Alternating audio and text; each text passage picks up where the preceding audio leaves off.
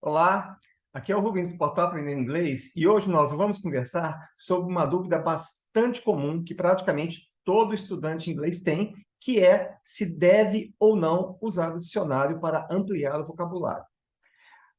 Essa pergunta, ela é muito importante, porque se você começar da maneira errada, você pode acabar pensando que existe alguma coisa de errado com você que te impede de aprender inglês. E o que que é isso? O que que vai acontecer? Então vamos lá. Você pega um texto e vai olhar no dicionário, certo?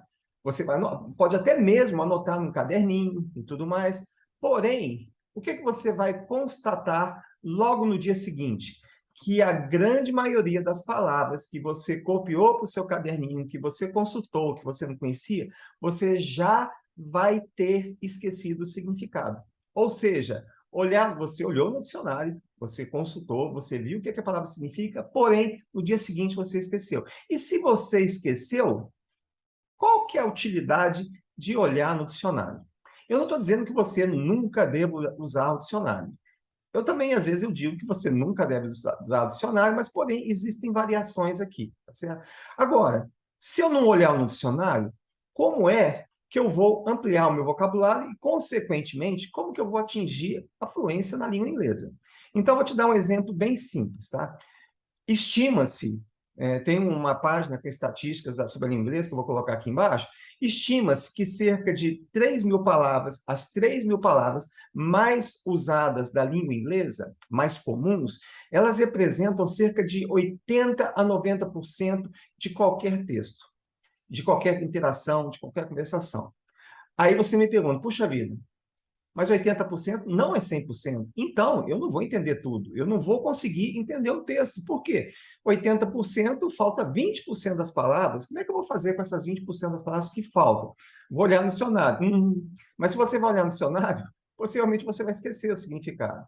Como que a gente resolve isso? E o problema aqui é que muita gente, ao constatar que esqueceu as palavras, ela pensa, nossa, tem um problema comigo. Minha memória está muito ruim, eu estou muito velho, estou caminhando para a demência. Enfim, a gente pensa um monte de coisa ruim, mas a gente não para pensar que o esquecer faz parte do processo de aprendizado. E grande parte do ensino de idiomas, ele é exatamente baseado nisso. Ensino de idiomas que eu digo, o ensino de idiomas não tradicional, não é aquele que você vai numa escolinha, né, você sabe quais são aí, e você vai lá estudar. Não. A grande maioria dos poliglotas, eles dizem, esquecer faz parte do processo de aprendizado e você somente vai aprender quando você fizer a sua revisão.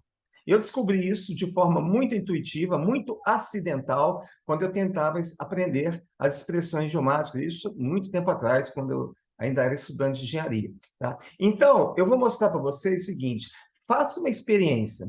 Pega qualquer texto em português e a cada 5 palavras, retire uma.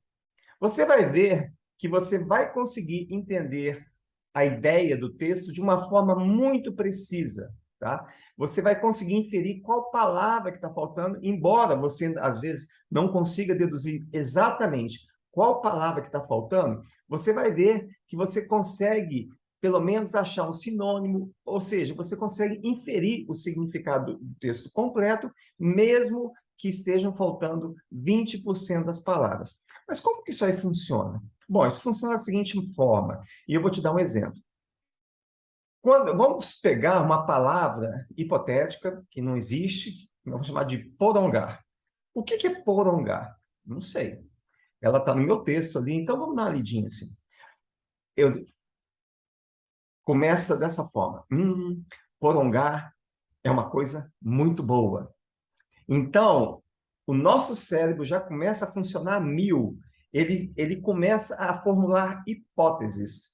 Ou seja, quais são as coisas boas? O que eu acho bom? Eu acho bom almoçar, né, uma boa refeição, uma coisa bacana. Eu acho bom dormir. Eu também gosto muito de tomar banho, ele é refrescante, tranquilizante, etc. Enfim, existem muitas coisas boas no nosso dia a dia, certo? Mas eu vi uma vez só, porongá é muito bom, tá? Então, eu não consigo, a partir apenas dessa frase, descobrir o que ela significa. Mas como porongar é o tema central do meu texto, ou seja, é a palavra que vai ser muito usada dentro do texto, porque ela é o tema central do que eu estou lendo, ela vai aparecer diversas vezes em outros contextos. Então, eu vou dar mais elementos para o meu cérebro para que ele descubra o significado daquela palavra. Aí, mais para frente no texto, vai aparecer: eu porongo todos os dias de noite. Aí eu já consigo delimitar melhor o significado da palavra. O que que eu faço de noite que é muito bom? Bom, eu dormir é uma coisa boa. O que que mais que eu faço de noite? Talvez assistir um seriado, assistir TV, mas eu não faço isso todo dia. Então, isso aí já pode ser eliminado. Bom, eu já tenho os elementos para saber o que que essa palavra significa? Ainda não. Mas andando mais um pouquinho no texto, eu vou lá e encontro uma outra frase assim: depois de uma noite bem porongada, eu sou uma outra pessoa. Então, está na cara que porongar é dormir. E é assim que funciona. E se você fizer a sua leitura desta forma, o que que vai acontecer? Você não vai esquecer. Por quê? Você se envolveu ativamente na descoberta do significado daquela palavra. Então, você não vai esquecer. E olha que bacana, que legal. É uma coisa que você gravou muito fortemente no seu cérebro. Você tem um caminho neural lá dentro que vai representar aquela palavra. Tá? Agora, eu digo assim, não veja no dicionário. Por quê? Existem palavras no texto, isso estatisticamente falando, isso é verdade. Se você for olhar no portal Aprendendo Inglês, todos os textos, transcrições de vídeos e tudo que tem lá, você vai ver que cerca de 2/3 das palavras aparecem apenas uma vez no texto. As palavras mais comuns, elas não são muito úteis, no caso, porque a palavra mais comum da língua inglesa é a palavra the, que são os artigos definidos, ou a, ou os as. E palavras de ligação, e por aí vai, off, and, e por aí vai, são as mais comuns que você vai ver bem no topo de todas as listas que você vai encontrar. Porém, você vai poder notar que as palavras que sintetizam o escopo, quer dizer, o que o texto está descrevendo, elas também vão aparecer mais vezes. E lá, 2/3 vão aparecer apenas uma vez na tabelinha. Você vai ver isso aí, é bem tranquilo. Tá? Então, você tem que determinar se vale a pena você se esforçar para aprender uma palavra que ela aparece uma vez apenas. Tá? Então, as palavras mais comuns, elas vão aparecer dentro do texto, em diversos contextos diferentes, e, naturalmente, você vai poder inferir o significado delas. Aqui tem um problema. Nós, ao aprendermos um idioma estrangeiro, a gente tem a falsa ideia de que a gente precisa entender absolutamente tudo. Não precisamos. Mesmo textos em português, se você parar para prestar atenção, você não vai entender tudo.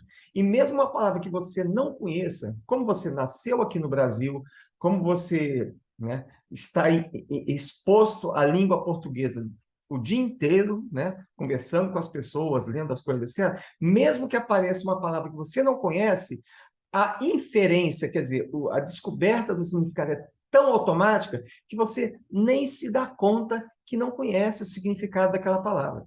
Então, no inglês é diferente, a gente não tem toda essa familiaridade, a gente não é fluente, etc. Então, quando aparece uma palavra nova, realmente parece que ela é enorme, é um obstáculo, né? Mas você pode, muito tranquilamente, ignorar isso e seguir em frente. Tá? E aí você tem várias estratégias, você pode ler mais de uma vez. Né? Se o texto possui uma tradução, é legal você ler o texto em português antes, para quê?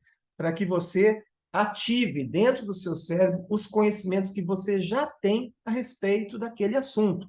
Então, não é para você fazer uma correspondência um a um. Ah, leu aqui o texto em português, vou olhar o texto em inglês. Não, não vai fazer isso. A leitura, o texto, no meu portal, o texto em português está lá justamente para essa fase que eu chamaria de aquecimento. Quer dizer, você, ao ler aquilo, você vai ativar aqueles conhecimentos que você já possui sobre o assunto, e quando você lê a versão em inglês, vai te facilitar a compreensão. Quer dizer, porque você já ativou os conhecimentos daquele assunto no seu cérebro. Tá? Então, existem várias técnicas para você fazer, né, essa questão da leitura. É muito desconfortável mesmo você ignorar. Então, eu vou contar para vocês também o que aconteceu comigo. Eu li, no meu tempo de estudante, praticamente todos os graded readers, são os livros simplificados que têm vários níveis. Então, eu li mais de 100 ou 200 livros, foi muita coisa. Eu li todos os que a escola tinha disponíveis. E depois eu dei um salto direto para um texto de ficção científica, um livro de ficção científica, eu adoro ficção científica, e aí foi um choque, né? Eu sentei com o dicionário do lado, todas as palavras que eu não entendia, eu anotava no meu caderninho. No segundo dia, eu fui dar continuidade à minha leitura, porém, eu fui fazer uma revisãozinha antes. Eu li de novo as páginas que eu tinha lido no dia anterior. E foi um choque, porque eu não conseguia me lembrar de praticamente nenhuma das palavras que eu havia anotado. Aí eu fui lá olhar tudo de novo, consultar o caderninho, ler. Porém, o que aconteceu? Esse processo de leitura se tornou extremamente chato. E se uma coisa é chata, você naturalmente vai desistir. Você vai começar a arrumar diversas desculpas. É o que se chama em psicologia de racionalização. Ou seja, você vai encontrar justificativas para fazer o que você está fazendo, que é desistir de aprender inglês, mesmo sendo inglês uma coisa que vai te ajudar enormemente, tanto na sua vida profissional, vai te abrir caminhos para promoções, para cargos mais importantes, etc., quanto na vida pessoal. Então, racionalização é isso. Então você começa a falar assim, hoje eu não tenho tempo para estudar, então deixa para lá. Aí no outro dia, eu tenho que ir lá dar banho no cachorro. Então a racionalização é isso, você encontra justificativos, que na verdade são desculpas, para você não continuar. Foi o que eu fiz. Eu parei de ler, tá? Eu peguei aquele livro, falei, até olhava para o livro, já me dava até calafrio, mas eu arrumava sempre uma desculpa para não ler. Mas como o meu objetivo para dominar a língua inglesa foi justamente ter acesso à literatura, que eu adoro ler. Aí eu falei, quer saber? Eu vou pegar esse livro e vou ler da primeira até a última página e não vou olhar no dicionário. E assim eu fiz. Eu só sei que esse primeiro livro foi assim, eu devo ter entendido cerca de 60% do livro, e no final eu nem sabia exatamente o que aconteceu, mas eu li aquele livro inteiro. E continuei lendo outros livros. O que aconteceu? Quanto mais eu lia, mesmo sem olhar no dicionário, maior ficava a minha compreensão. Até chegar num ponto em que eu conseguia ler um livro, qualquer tipo de livro, literatura que fosse, praticamente entendendo, né? Não vou falar 100%, mas entendendo 95%, entendendo completamente. E eu digo hoje que na minha leitura do inglês, porque eu já li muito, eu tenho a meta também todo ano de ler no mínimo 50 e poucos livros, essa leitura muito, eu já tenho um nível de leitura equivalente ao português, ou seja, se aparece uma palavra que eu nunca vi, e existem muitas, você, né, simplesmente vai inferir automaticamente o significado. Isso é uma coisa que acontece. Então, eu estou explicando muito claramente o problema de você olhar no dicionário. Então, você vai olhar no dicionário, se você não fizer nada, você vai esquecer. E se você esquecer, muito provavelmente, em algum momento, você vai desistir de aprender inglês. Isso vai ser ruim. Você vai estar no seu trabalho, as oportunidades vão aparecer, não apenas no local onde você trabalha, mas também em outras ofertas de emprego. Você é um profissional maravilhoso, super destacado, e, naturalmente, as propostas aparecem. Aí vem aquela pergunta fatal: você fala inglês? Você, né, consegue ler inglês? Aí você vai baixar a cabeça e vai falar, não, eu não consegui aprender inglês, né? Eu não tive. Aí você começa as racionalizações. Ah, eu não tive tempo. Mas, na verdade, o que vai acontecer? A oportunidade vai passar por você, você vai perder essa chance de ouro, e muitas chances de ouro. Eu tenho um amigo que, ao longo da vida dele, um profissional de primeira, super correto, honestíssimo, etc., várias oportunidades apareceram ao longo da vida dele.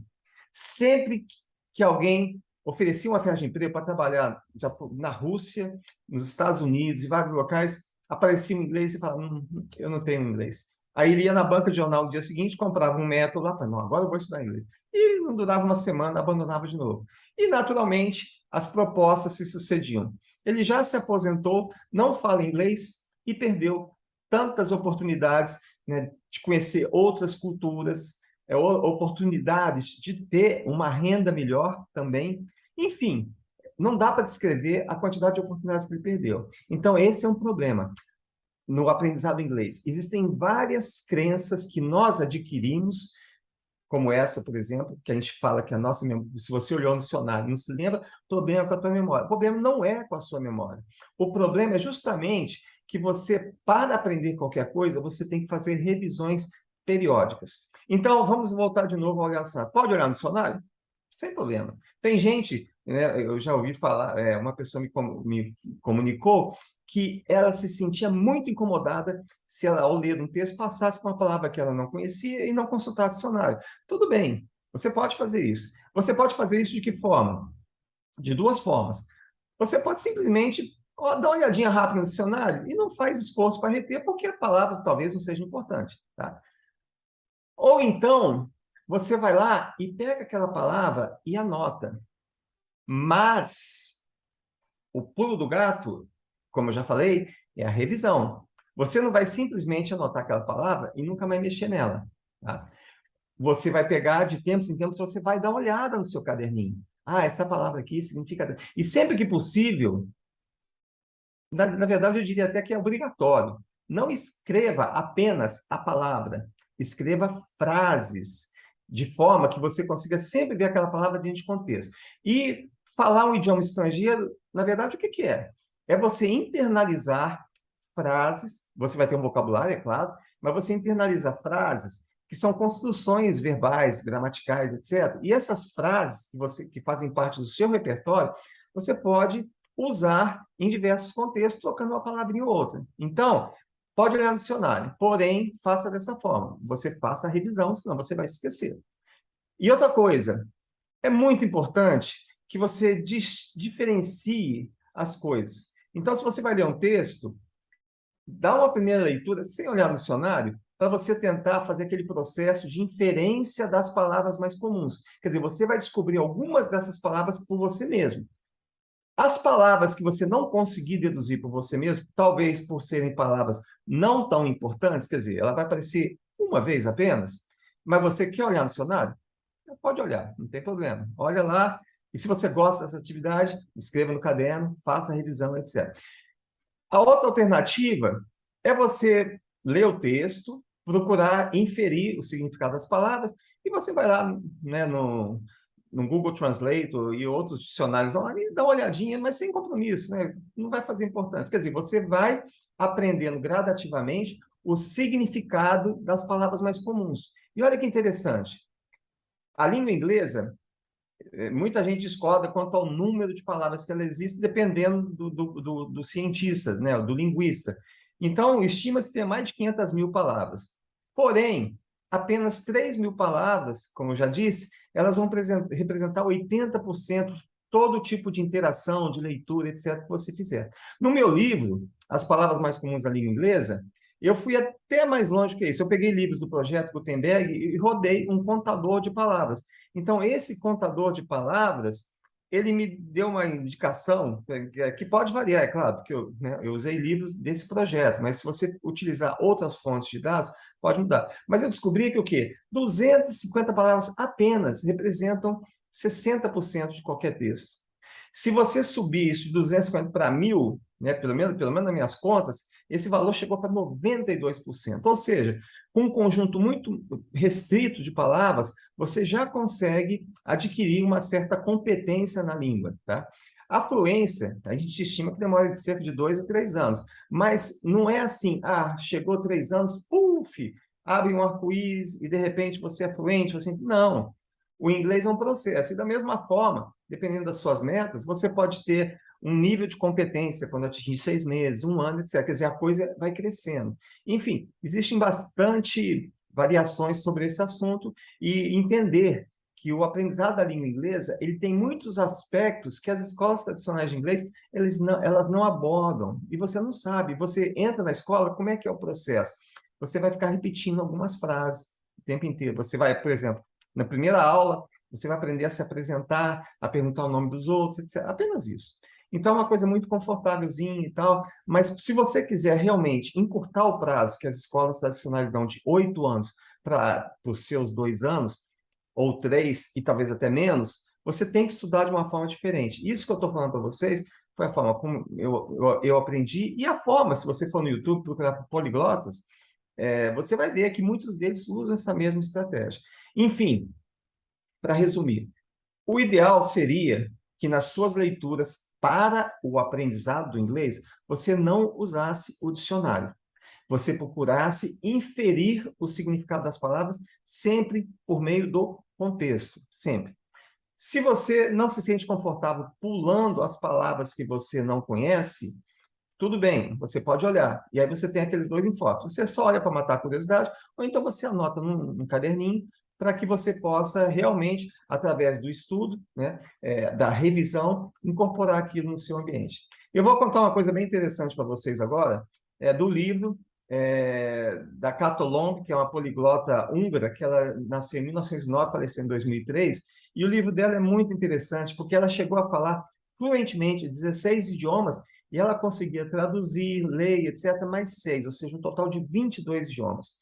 Ela disse no livro, de uma experiência assim, por que ela começou a ler textos pulando as palavras que não conhecia? Porque ela estava estudando na época da Segunda Guerra Mundial, ela estava estudando russo. E a Hungria, que é o país natal dela, tinha sido invadida pelos alemães. E os alemães, é claro, estavam em briga com os russos o tempo inteiro, né? A Rússia praticamente, né, que derrotou a Alemanha. Então ela não podia levar para o abrigo antibombas os livros condicionados, livros em russo condicionado. Ela colocava o livro de russo que ela estava lendo dentro de um outro livro para que ela pudesse ler durante as várias horas que ela passava no abrigo antibomba. E foi aí, no livro dela, tem uma frase: foi aí que eu aprendi a corajosamente passar por cima das palavras que eu não sabia, porque ela não podia levar o dicionário para o abrigo antibomba, porque os alemães iam ver que ela estava com aquele, né, estudando russo, mas para que ela está estudando russo? É espiã, alguma coisa assim? Então, foi muito interessante, né, que uma pessoa com a competência como ela tem, ela confirma esse fato, que você, se você ao ler um texto, você pode naturalmente pular as palavras que você não conhece. Porque se a palavra for importante, ela aparece em múltiplos contextos, e se ela aparece muitas vezes, se ela é importante, você consegue inferir o significado da forma como eu descrevi lá atrás. Então, é isso. Tá? O maior problema dessa questão do dicionário é justamente a gente chegar pensando que a nossa memória está deteriorando, que o problema é com a gente, etc. Não, não é. É natural. Esquecer é natural e você tem que aceitar isso. Quanto mais cedo você aceitar que nós, seres humanos, qualquer um, esquecemos as coisas, melhor para você. E como que como eu faço para sanar esse problema do esquecimento? Nós fazemos revisões periódicas. Então é isso. Espero ter sido claro nesse aspecto muito importante e, por favor, nunca pense que o problema está com você. Não está. Tudo faz parte de você entender o processo de aprendizado, como ele funciona. Se você for por mim, vai dar tudo certo e você vai chegar lá. Você vai ser fluente, vai desfrutar de todas as oportunidades que vão aparecer na sua vida. E tenha certeza, são muitas, muito pouca gente fala por inglês fluentemente no Brasil. Então, por que não aproveitar essa oportunidade, não é verdade? Muito obrigado, então, e até a próxima.